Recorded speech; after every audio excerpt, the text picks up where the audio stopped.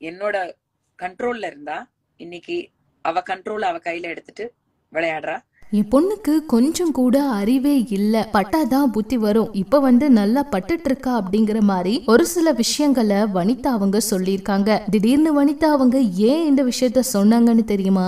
வாங்க என்னாச்சுங்கிறத இந்த வீடியோல பார்க்கலாம். ஜோவிகா அவங்களுடைய படிப்பு விஷயம் ஆரம்பத்துல அதெல்லாம் வெளியான சமயத்துல ஜோவிகா அவங்க ஏன் அப்படி படிக்காம இருந்தாங்க அப்படிங்கிற எல்லா விஷயங்களையும் வனிதா அவங்க மகளுக்கு ஆதரவா பேசியிருந்தாங்க. அதே வனிதா அவங்க இப்ப ஜோவிகாவுக்கு அறிவே இல்ல, எப்பவும் வீட்டுல இருந்து காருக்கு போறதா இருந்தாலும் சரி, ஆலம்பாக்கத்துல இருக்க என்னுடைய அப்பா வீட்டுல இருக்கும் போதும் சரி, எந்நேரமும் ஓடிக்கிட்டே இருப்பா. அவளுக்கு ஓடுறது ரொம்பவே பிடிக்கும். இதனால பல முறை நானும் ஓடாத, கீழே விழுந்துருவேன்னு சொல்லி சொல்லி பார்த்துட்டேன். அவ அதை கேட்கவே மாட்டா. விழுந்து நல்லா அடிபடட்டும், அப்பதான் அவளுக்கு புத்தி வரும் அப்படிங்கிற மாதிரி சொல்லியிருக்காங்க. இதை பார்த்த ரசிகர்கள் எல்லாம் இப்படிதான் மகளை திட்டுவீங்களா அப்படின்னு எல்லாம் கூட நிறைய கருத்துக்களை பதிவிடுறாங்க.